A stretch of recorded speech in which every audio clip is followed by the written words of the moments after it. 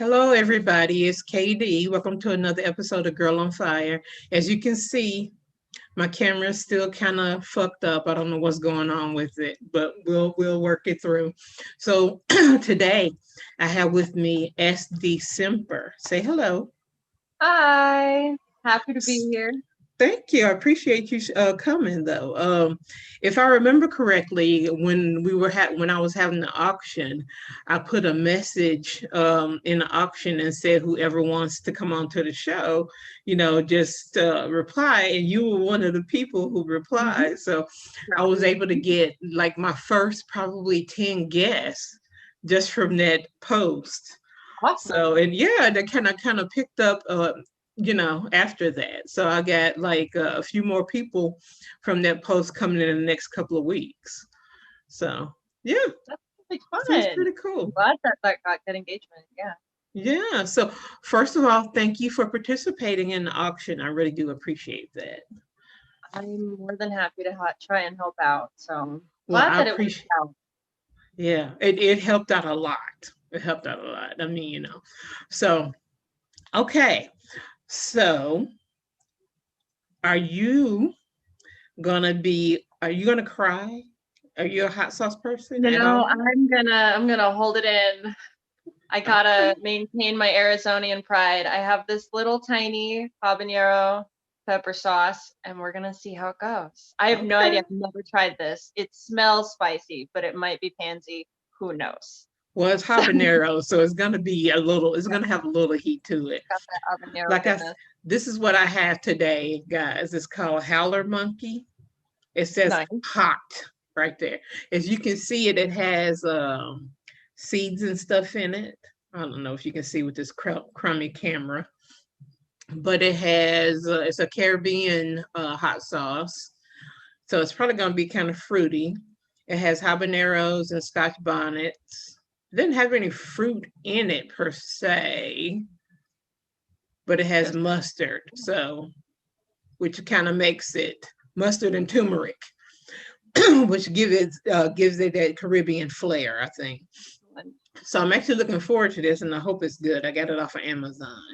I hope this So, one is good. It's like in a touristy pack of things, so we're gonna find out. and what was the name of them again?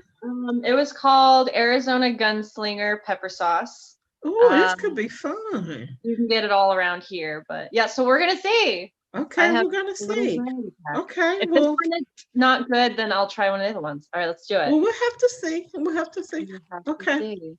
You have your spoon, or you're just gonna swig it? Are you gonna I swig? got a chip, Oh, even. okay. Got corn chips. We're gonna see how this goes.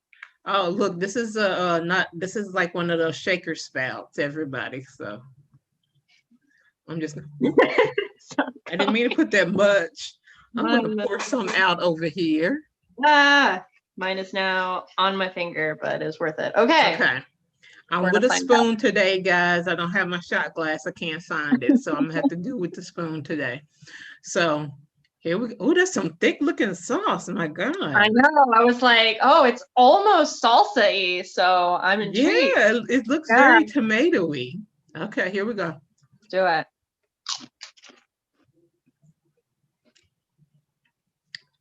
That's very hot. Mine had a little bite at the beginning. It's very vinegary. It's got pretty good flavor. I don't taste any mustard. Mine is getting progressively hotter. Well, that's just too bad. Hmm, is what I signed up for. No, it's This really is good. this I is would give it pretty a good. solid medium hot. And if I Oh, kept eating this over and over, I would probably be sad. But like okay, in this kind of I'm yeah, I'm getting a like little extra heat going little now. watery eyed now. The Well, I brought me some water, even though water doesn't work, but still, water spreads it around. it does. But I'm like a old hat at all this, so it'll go away eventually. Exactly. Okay, it tasted Sounds good to me. okay. I mean, maybe I didn't shake it up well enough. I really like the taste of this. Like it's actually delicious. Really? So Is it yeah, I tomato don't know based? what's in it. Oh, it's just it's habanero peppers, jalapeno peppers, vinegar, and salt. That's it. So Mm. kind of hardcore. Okay, it's very simple then. Yeah. Sometimes I think simple sauces are the best. I really do. Oh, and this one is calorie free, everybody. Has zero calories, zero salt. Fantastic. Wow. It's a So you can go calorie free crazy. food. I mean, That's you can go crazy interesting. dumping that on your stuff. Yeah, Everybody. yeah, definitely. So I would give this maybe a 6.5 for heat and maybe an 8 for flavor, I think. I don't taste the mustard.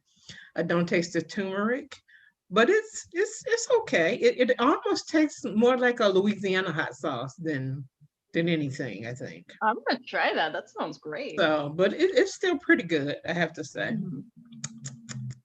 Yeah, I would use it. Yeah, I definitely would. So, what would you rate yours as? Heat 7. Mm-hmm. 7. I've had much worse. Back years and years ago, I had like habanero hot wings from somewhere, I don't even remember. And that is the hottest thing I've ever had. This is like a 7, but I could maybe 7.5. Flavor's really good. I'd give it an 8 also. It's delicious. Cool. I'm gonna have to check out that brand actually. Super recommended. Yeah, I like doing local hot sauces. I did that with a couple of people. They sent me like their local stuff, and we kind of tasted the same sauce on camera together. It was pretty cool. Yeah. Cute. So I'm always up for that. Okay. So now that that's out of the way, tell us about your writing. So I write predominantly high fantasy, though I do have mermaids. Yeah, I do have a mermaid trilogy that came out this summer. It was a rapid release, so it's all out. And then I have a dark fantasy series called Fallen Gods that is ongoing. It's going to be very long. Yeah, so it's very monster horror, and a lot of like horror. Yeah, so it's real dark. It's much darker than Sea and Stars, which is pretty dark because it basically boils down to mermaids versus Cthulhu by the end, as one of my fans aptly put it. Yeah. There is a Cthulhu type monster in the final act, and it's pretty great. That is interesting. That's very that's a lot to take on there. It was fun. It just evolved slowly, as stories generally do. Okay. I have like one foyer into. I have a couple historical fictions, like one actual like novella, and then like a short story. But so those are. But my love is with spec fic. There's nothing wrong with that. Yeah. I like reading it when I need a departure from your regular humdrum, happily ever after stuff. I go for spec fic. It's sometimes. I don't know who to choose sometimes though, because I don't know all the writers that are out there. So I have a tendency to stick with people I know, even if they've written like regular romance, or whatever. I was like, oh, they wrote this novel, so I'll check that out, So I don't know who to read, in that genre. Do you have any recommendations of? I have recently come to really appreciate Anna Burke.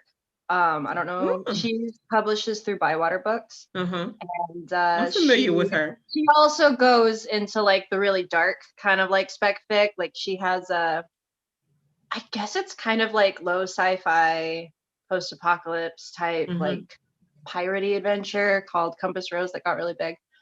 And then she has like Thorn, which is a Beauty and the Beast kind of retelling. So, I've heard of those. I never read them, but I've heard of those. They're really lush, and they're really like they're just got a good aesthetic. I really enjoyed them. Okay. So that's someone I'd recommend in spec fic. I'm blanking on anyone else off the top of my head. But would you recommend your own stuff?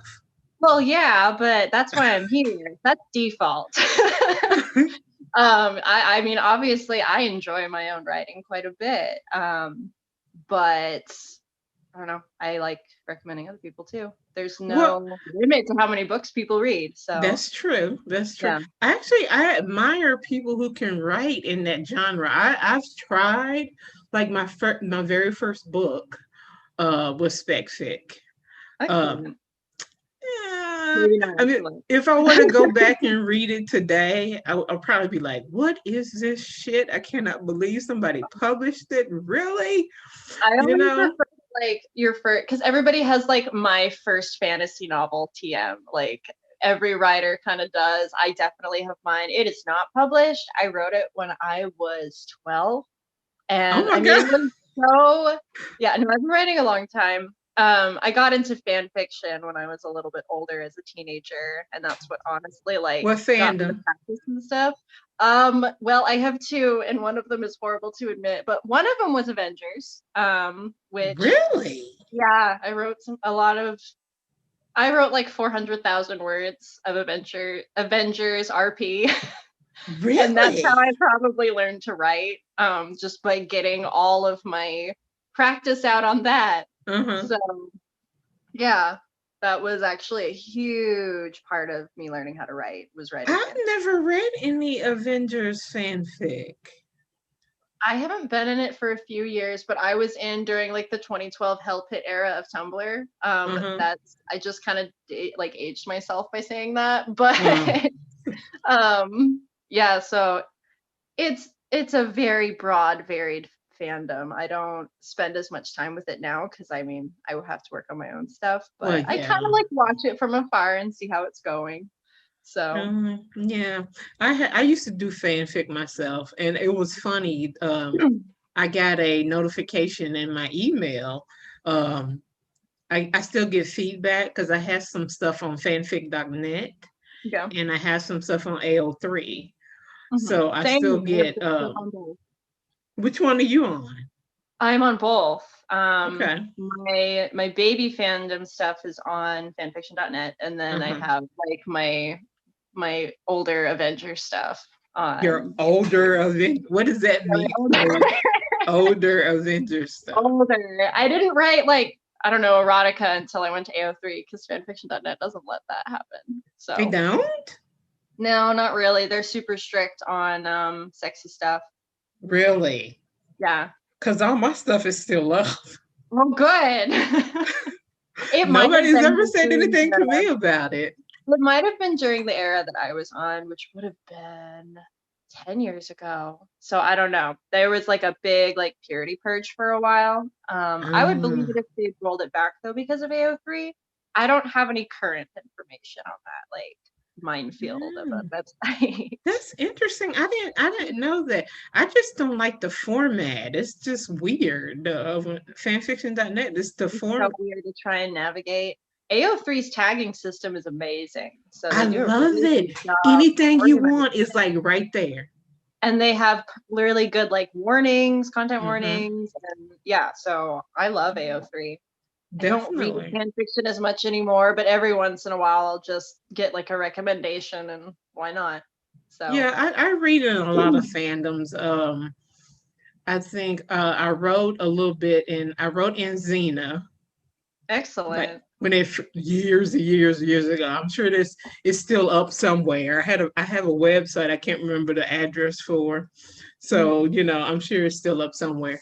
And after that I wrote for Rebellion Isles. Awesome. Um I did a little bit of Buffy and Awesome. a little bit of Once Upon a Time. Oh, that's cool. So yeah, yeah. I like the my Rosalie and Owl stuff. I think is the better stuff.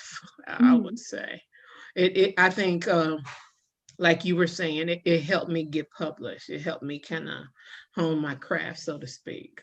Well, I love fighting fan fiction is really good because it gives people the opportunity to like play in someone else's sandbox, for lack Hmm. of a better word. So you don't have to worry about world building, and you barely have to worry about character building. Hmm.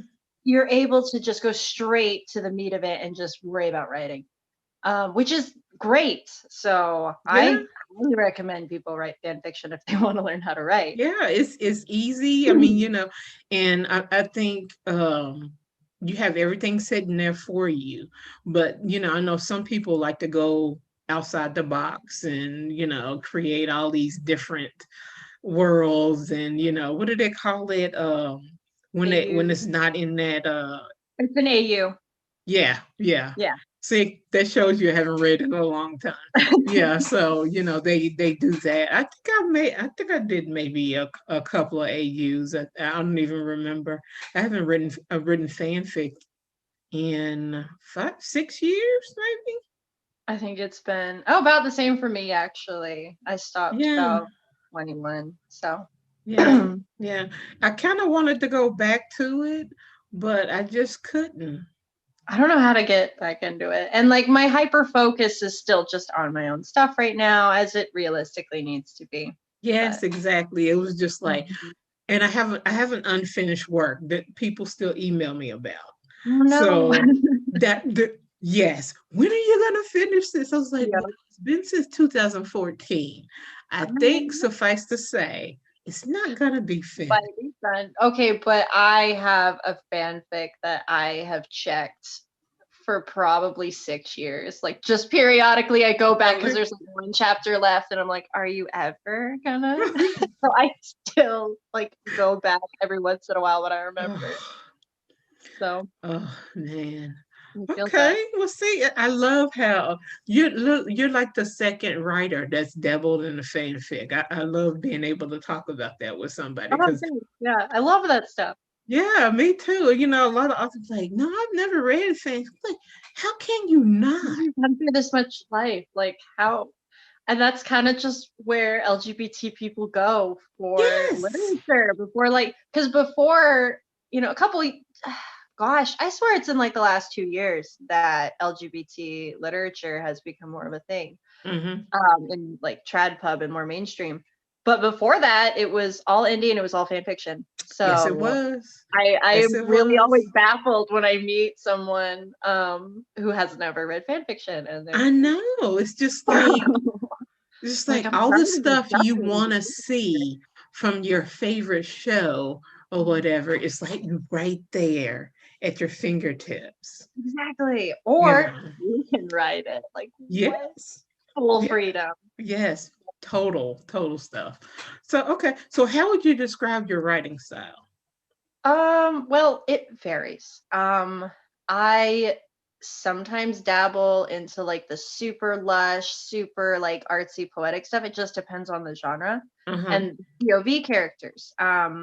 So like in Fallen Gods, there's two POVs currently, and like one of them is just this very earnest and soft-hearted and fluffy and flowery POV because it's Mhm. all in her head, and so the way she sees the world ends up being that. And I love writing in that style. But then Uh-huh. the other character is very just loud and belligerent. And I mean, I did a count of how many F words were in. Wow, I said it so politely. F words. You can In say her fuck. little It's part. okay. Yeah, I know. I love You can saying drop it. It's that. all right. My See, I notes even don't move started on. it. I even asked you if I could swear. I started it. um, See, I got it out of the way, so you can go ahead and say it. Excellent. There are 135 bucks in Tear the World Apart. And I'm I think impressed. 90% of them are just in her POV and in her Hmm, dialogue and in her head. I'm And that's impressed. how she talks, and she occasionally uses archaic versions of memes. And so it's not super flowery unless like there's those specific moments that call for it, but it's Uh-huh. so it's way more crass. So I don't know if I have a specific style. I know what I want to be, but then some characters just don't want to be that. Hmm. And that's Don't you okay. hate it when that happens? Sometimes they do things that's rude, and Yes. I don't It's like just it. like I want you to be this, but they're screaming back at you and like, And now they're no, no, involved, no, that's not me. That's and not me. they make decisions you don't like, or they're very tight-lipped about things and don't want to answer, backstory questions or Mm-hmm. decisions. So Mm-hmm. I totally feel that.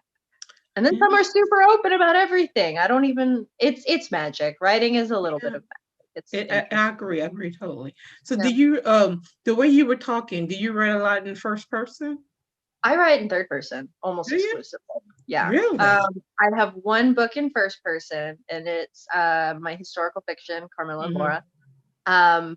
And that's because the book that it's based off, Carmilla, was written in first person, and I really wanted to dive into that like 1800s Victorian style. Like it was Mm-hmm. kind of an experiment, and I think it worked really well.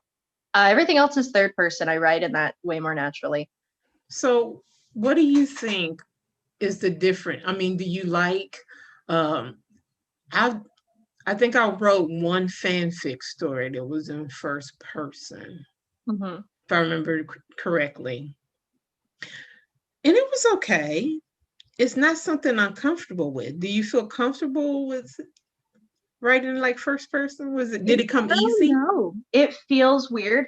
I had no issue with that book, but that book was like a strange writing experience. I wrote it in like 3 weeks in 2 binge sections, like sessions of Wow. writing, and it was 40,000 words. It was pure magic. I can't explain it, and I've never been able to recreate that kind of experience. And I've never been able to write in first person again. Like anytime I try, it just feels so slow and like plodding and Yes. unnatural.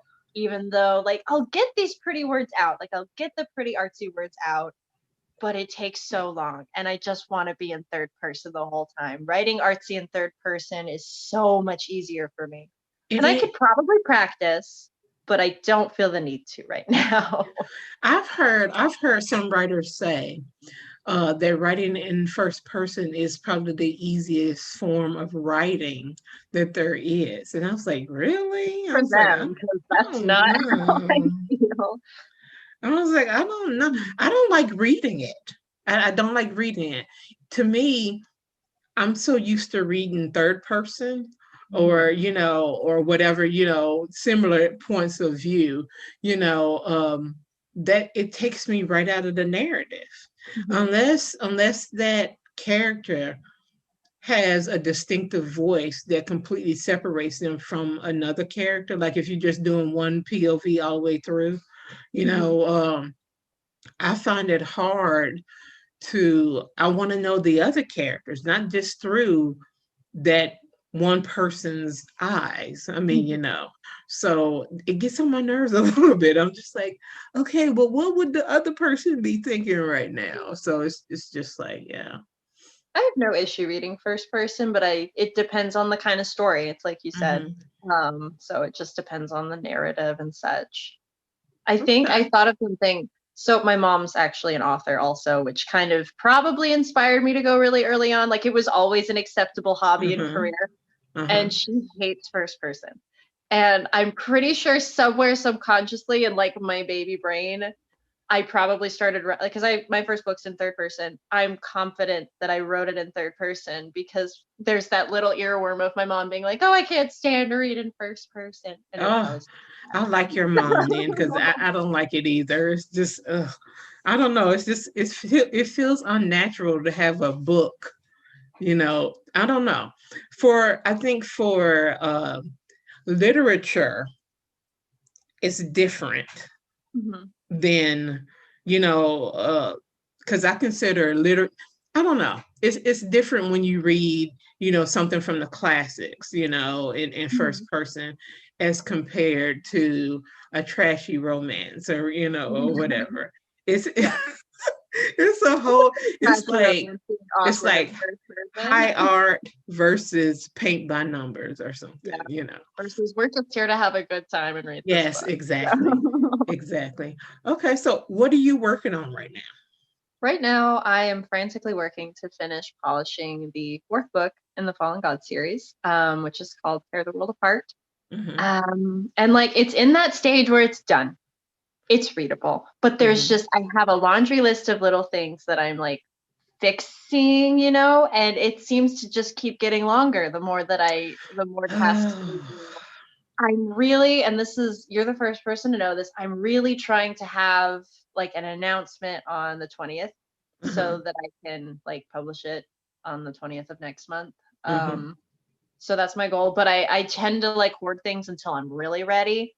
Um, so we'll see how that goes, but it's actually looking like there's hope. Um, Okay. I actually am working on a second project at the same time. I just remembered, but it's for Patreon and it is kind of a spin-off Hmm. of like a couple of characters who are secondary who would never otherwise get their own story. And so I'm giving them one with like on Patreon because I Oh, feel like okay. you would have to like have an understanding of the world and the characters to like want it. but I'm really excited about it. So we'll see. We'll see how that goes. I'm What going to publish you? it in like a serial format. So it'll be like a chapter every 2 weeks. So like fan fiction, Oh, there which, you yeah, go. there you go. There you go. But it's weird. You're able to work on multiple projects at the same time? So sorry, I had to get rid of a notification. I'm on my phone. Yes, I only work on multiple projects. I Huh. have to like jump around at things, which is all fine and well until it comes time where they're all finished at the same time, which kind of happens Mm. in Stars and Tear the World Apart. But no, I always am working on multiple projects at the same time. It keeps me sane. So Wow, I'm yeah, impressed by that. I think I it's ADHD, like so. That's what it sounds like. I was going to suggest that. It's I'm my only ADHD. able to concentrate on those characters. And Mhm. it's just like I may get ideas for new books, somewhere during that process. And they kind of stay in the periphery, until I'm ready Mhm. for them to come out. But I'm not able to do it. There's just no way. Like I do sensitivity reads, and I have one that's I have to give it back to the author on Sunday, and I'm working on a new book too. I had to stop working on a new book to do the sensitivity read. Oh. So you I could put your can't. heart into it. Yeah, I can't. It's just like, it's impossible for me. It's just like Mhm. I guess I have that singular focus. I don't know, but it's just like, okay, I can't Yeah. read her stuff and then tinker with mine at the same time. So I was like, I'm gonna I finish her envy stuff your and then I'm gonna go ability to back. focus on one thing though. So, there's advantages either way on that. Yeah, yeah. But you build worlds and all that good stuff. So yeah. Well, Seeing Stars takes place in the same world as the Fallen God series, so that helps. I like Mm-hmm. did all the work already. I just have to like go, okay, this takes place 1,000 years before this other story. What's different? And it was really fun. It actually helped on a lot of like world building and character building stuff. So Mm-hmm. Okay. Okay. All right. Let's talk about love scenes. let's do it. All right. Okay, let's talk about love scenes. Do do you find that in the darker fantasy books there's more Oh or yes. less? I find more. It depends on the character archetypes, but I mean, vampires have been a metaphor for sex since the Oh beginning of God, yes. Especially for and lesbians. I so mean, my God. Yeah. exactly, especially lesbians. And my super dark Fallen Gods fantasy series, the love interest is this very evil, ancient, vampiric type of creature Mm. who sometimes turns into like a demon monster. Oh And I well, mean, she's yeah. an I mean, inherently sexual being, and there's definitely some like softcore BDSM scenes and all of that, which really takes a step up in this upcoming book, by the way. it But takes a step up, everybody. I end up writing more sex scenes in the darker stuff than in the more Hmm. lighthearted stuff. Like Seeing Stars, it's also not as long of a book, so I gotta give Seeing Stars that credit. Hmm. Because Seeing Stars, they all average about 60K words, whereas this one is 235,000 words. So of course it has more sex. It's Whoa, not even whoa. fair. But That's a yeah, huge work. it's so big. High fantasy is like that sometimes, It and I know is. It is. Yes, it is. I know. I didn't love it's twice the length of its predecessor though, so I Mm, feel like this is going to be my life for the rest of the series though. okay. They're just going to get longer. But no, I totally think the darker the book and the more sex scenes, and there's just a different flavor to how they're handled. Yes. And Yes. I love that. I love the I don't know. I love all that. Mm, okay. Okay. Now, this is the section of the show I like to call like tell us a secret or tell us something weird about you or tell us a little story, whatever you want to Put do. me on the put me on the spot. Okay. Oh, just any funny story? Anything you want to anything Okay, you want to so share. I recently I posted this on my Instagram recently, but I feel like I can tell it better over video, which is the story of, so obviously I'm a lesbian, and it is the story of how I came out to my youngest sister and how it went hilariously wrong. So My siblings were all really cool with it. My brother was just like, how didn't I see this coming? Like, what were the signs? Like, he was just like blown apart, but like was totally chill with it. And my other sister was like, I know. And that was it. That's hilarious. But then my youngest sister was like a wild card. She was 12 at the time, and I grew up in like a really religious household. So I didn't know how she felt about this. It never really come up, and she's 7 years younger than me, so I unfortunately wasn't like quite as close with her because just the age. So she was the last to know. And I took my siblings out for ice cream because it was someone's birthday, I don't remember. And my then girlfriend, who I am married to now, was there as well. And so we go and get ice cream, and I'm sitting on this bench next to my sister. And I look over at, my siblings and Kristen, who are just chatting it up. And I was like, now's the time. Go for it. And again, I have no idea how this is going to go. And so I turned to my sister and I was like, hey, I just want you to know, I've been trying to figure out how to tell you, but I am in a relationship with Kristen. And she looks at me and she looks at Kristen over on, with my siblings and looks back at me. And the words haunt me to this day. She looks me in the eye and says, I don't believe you. And I was like, okay. Why would you make something like that up? I know. It's because I was a little shit of an older sibling, and I was a prankster. I lied all the time. Oh, okay. I convinced my middle sister that her name was George when she was like 3, and that we've been lying to her the whole time. And so, like, this was alleged. I convinced my brother this is horrible. That when we had a babysitter, that there was a murderer in the house, and they had to hide, and then we had to go fight him off. Like, oh my God, that is evil. So it's my fault, Katie. It's my fault. That makes sense. That makes total sense. Moment of her being like, I don't believe you. And so then my brother and my sister comes over, and my brother was like, oh, are you telling her the truth? Blah, blah, blah. And so, they start teasing me about it. And so my sister's like, oh, okay. Like, maybe she's not full of shit. And then she's just like, it'll be weird to tell our cousins about this. Like, that was her reaction after that was, that'll be weird. And that's it. So, yeah, that is how it went very bad, but in a good way, like in a funny way. So. Yes. And it's funny because I come, from a somewhat religious, household as well. And I remember I came home from college. I want to say it was spring break. It could have been a holiday. I don't even remember. But it was some kind of college break.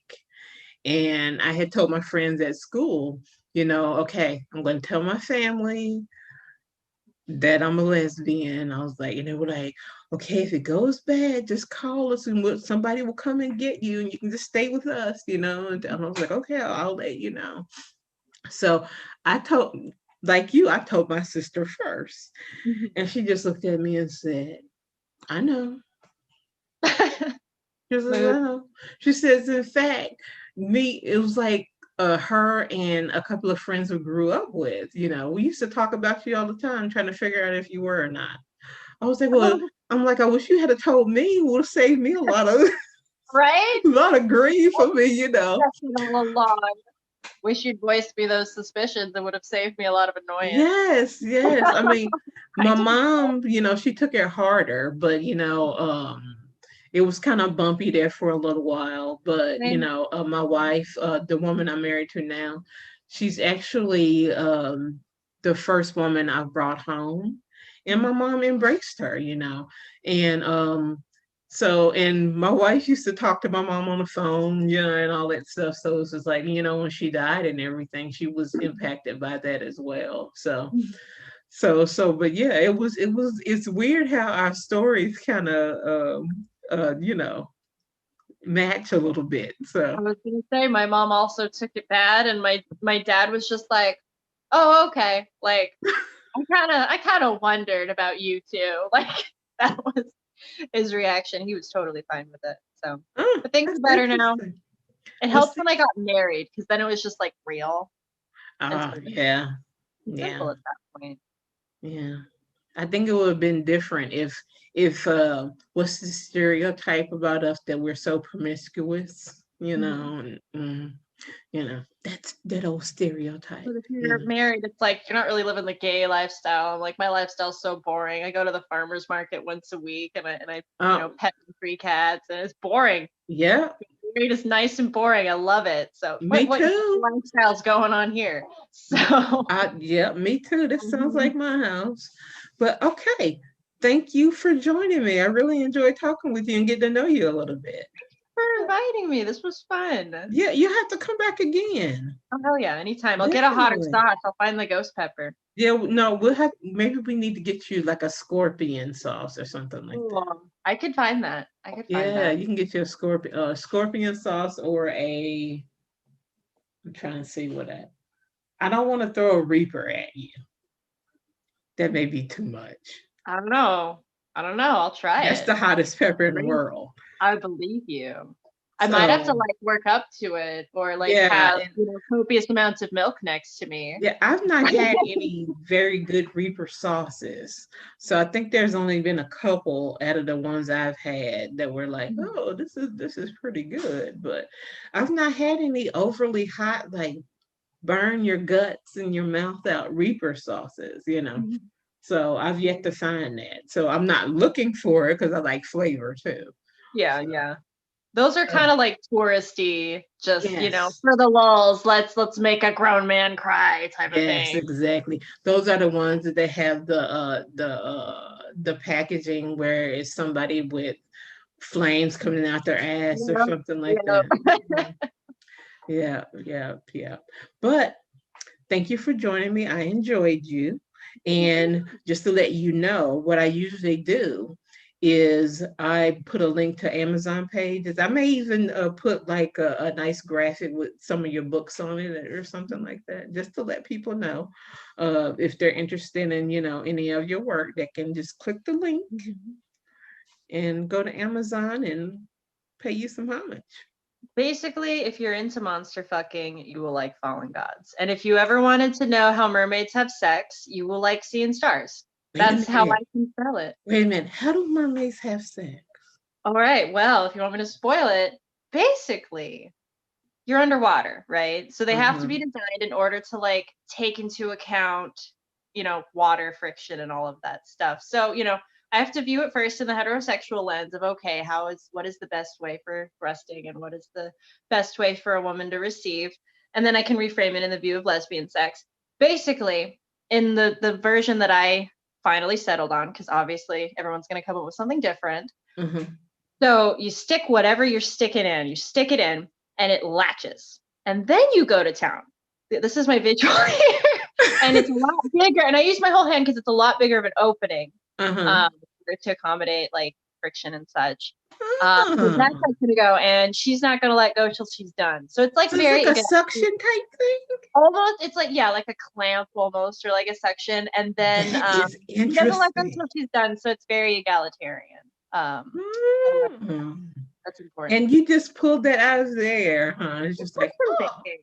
I was like, okay, let's think about non-human sex for a minute. that is interesting. See, I like how you didn't try to normalize. I mean, and you kind of integrated, what they were, what they are into the whole thing instead of trying to like Make it normal humor. make it Yeah. normal human stuff. Yeah. Yeah. Okay, that's interesting. Thank you. Good. See, everybody, that's how mermaids have sex. There you Now go. you know how mermaids have sex, but she Mm, has to explain it to a human, so you actually get more of a yeah, play-by-play. there you go. There you go. Okay. And I guess we'll end it on that note. Excellent. Now, the more you know, the more you That's know. going to be an interesting tagline for Twitter. Yeah. How do mermaids have sex? If you ever wanted to know, watch Yep, this there video. you go. Okay, everybody. I will see you next time on Girl on Fire. Thank you for joining me. Thank you so Bye. much. Bye.